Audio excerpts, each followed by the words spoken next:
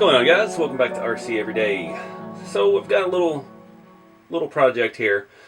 This is the Redcat Gen 8 pack, the pre-assembled chassis kit. It's not really a kit because it's already pre-assembled, but whatever. These are cheap, and I think these are in my Amazon influencer store for $150. And yeah, it's pretty cheap. I mean, no wheels, tires, no body, no electronics, no motor, servos, nothing. But it's a pretty good looking platform. We're going to take a little bit of a look at it today, and I think we're going to try to we're going to make it run as cheaply as possible. So I'm going to be using most of the stuff I have laying around. See, I've already got some tires and wheels on there. Those are the stock ones that came on the C2X from RC 4-wheel drive. They're 1.9 steel beadlocks. Mickey Thompson, Baja somethings, can't read it because they're dirty. MTZs. So, used tires. So, try to keep the cost down. I want to see if we can put this together for under $200, including the kit. And then I want to put it kind of head to head with the SCX10 there's a lot of similarities. This truck looks like the SCX10 and the Traxxas got together one night, and 9 months later, Gen 8 Redcat. It's got a lot of good features. I know everybody loves the bag on Redcat's quality. Wasn't real impressed with the packaging on this, but the truck arrived in good shape. The chassis and everything looks fantastic. We've got portals. Oh, armor gird. Got portal axles. Again, I'm not a big fan of those, but they do work. And if we're going crawler for crawler, I think that's the best way to compare it to the SCX10. So my SCX10 I bought it new at Hobbytown. It was like $540 plus tax, ready to run. And it does run well. It's got lights. You know, it's got some bells and whistles, but not a whole lot. We've got a real nice body with some scale details and stuff like that. That's why partly the reason I haven't done anything to that yet, because I want to compare them stock and see how this works. So let's take a little bit closer look at this. There's nothing groundbreaking. These have been out for a while, and they're just so cheap. I finally got tempted to buy it. It's got a 3-link with a panhard in the front, 4-link in the rear. The chassis rails are adjustable and wheelbase, 3 different settings. We've got a forward gearbox with a transfer case in the middle, centrally mounted battery, motor and weight up front.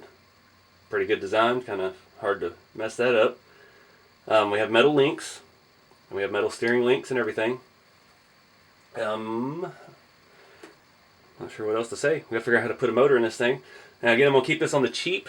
So the stuff I have for it, I've got a new Hobby Wing Quick Run 1060, which is probably on par with what this would come with ready to run. These are like, I pay a little more for these. I think they're like $25 on eBay because they come with the Dean's connector already on them. I think you can get those as low as 15 with Tamiya connector, other things like that.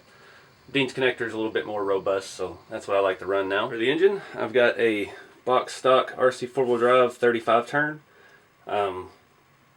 Nothing fancy. That came in one of the rigs ready to run, probably the C2X, I think. So free on that. Those are typically $10. So I'm going to calculate the cost on all this based off of current market price. I got a lot of old Spectrum receivers, SR300. I'm running on my old DX3S. Don't really know how to figure that into the cost because, I mean, you could do anything. I've got RC 4-wheel drive radios from the ready to run trucks. You can buy those on eBay with the receiver for $20. So radios, if you're looking at a builder's kit, you probably already have one. So you could just buy a receiver, and these receivers are $15 or $20. So I don't know what to do with that yet, but we'll figure it out. For the servo, got one of these little jobs here. These are in the Amazon store as well. They're currently $16.99. They do come with an aluminum servo horn. This kit actually does come with its own metal servo horn. I'm not going to call it aluminum, but it's metal. These little servos are not bad at all. And if you're running a LiPo, they can take the power and work pretty well, actually. They're not super noisy. I actually prefer these over some of my older high-dollar Savox servos. I haven't had a whole lot of really expensive servos to compare stuff to, but so I wouldn't put it on par with like a Reefs or something. But yeah, some of those Savox I've got from way back when that were $60, $70 a piece really aren't no better than this little $17 one. So let me get a plan together here, and we'll start putting this stuff in.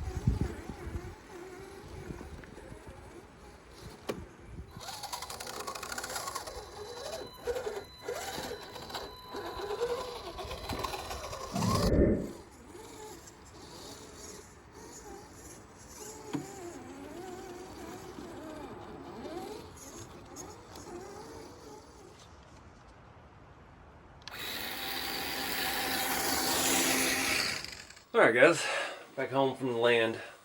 I've been working on this video for a long time. I put this Redcat Gen 8 together over a month ago, but haven't been able to get up there and do the actual driving portion of the video until now. Just kind of, I know a lot of you guys out there are on a tight budget.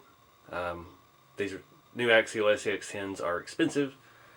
$520 plus tax. It's everywhere around here. The Redcat Gen 8 Builder's Kit, $150. Amazon. It's in the Amazon Influencer store. There's a link below. That's a deal. Bones for bones, the chassis are very similar. The Redcat frame is nice. The axles and stuff feel nice. I know everybody loves to bash on Redcat. Ever since I got the lowrider, Redcats are known for braking, but I think they've taken some steps to overcome that. That lowrider is pretty well built. Doesn't meet everybody's ideas of how things should be built, but it's well built nonetheless. And so is this truck. I got a buddy who has a Gen 7, and he's new to the hobby. He's kind of bashing and a little bit of scale, but more just about the rock crawling. And he's broken 3 or 4 axles already, and he's having all kinds of problems with it. And this Gen 8, I think, is definitely a step above that. I don't know how they keep the cost down. The only complaint I really had about it was it's very noisy. I think we needed to grease everything. I didn't put anything in there. I just threw a motor and a pinion on it. That might quiet it down some. The SCX10 is not super quiet itself. But yeah, I mean, you're getting a lot for what your investment is on the Axial. You've got a nice body with lots of scale details. You got lights. You've got that dig unit, or you can switch servo and have 2-speed transmission. A lot of little nice things it has. And here with some of that goes into the cost of it. But crawler for crawler, this Redcat's not a bad deal. And I think if I had spent a little bit more on electronics instead of trying to keep it as cheap as I could, I think it might have been pretty well evenly matched. So I think definitely a motor upgrade and a servo upgrade. I mean, you could go. You're still trying to stay in a budget. You could easily build this thing well under $300. Maybe a body upgrade. The body looks cool, but I wish I had the bed for it. I never had the bed with that. But I think maybe a Holmes Hobby mid-range motor in there, and I don't know what kind of servo yet. That's my mid-range servo that I have in there, and it just felt a little underwhelming on this truck. But that Axial's a beast, though. The only complaint I have on that is putting the body on and off. Trying to get the sides in these rocker guard things. It's a pain in the butt, especially when you're outside in the cold, trying to fiddle with body pins. It's annoying. But overall, it's a fantastic truck, and I think you get every penny of $520 out of it. The electronics in that, it's got one of those all-in-one ESC receiver things that everybody hates. But it's still a Spectrum radio. It works great. It's nice and smooth. The power's smooth. Everything about it works like it should. So it's not broke, don't fix it. That's a good setup in my opinion.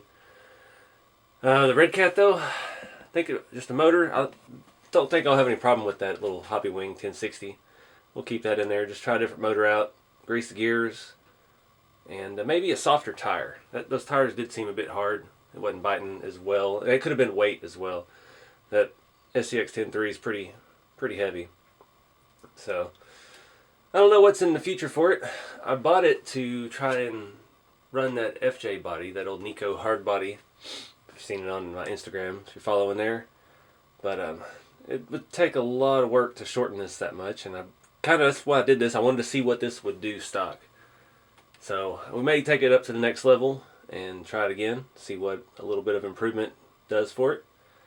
But you can get out there and have fun for $200. You can get out there and have fun for as much as you want to spend. I know not everybody has $520 to drop on a RTR.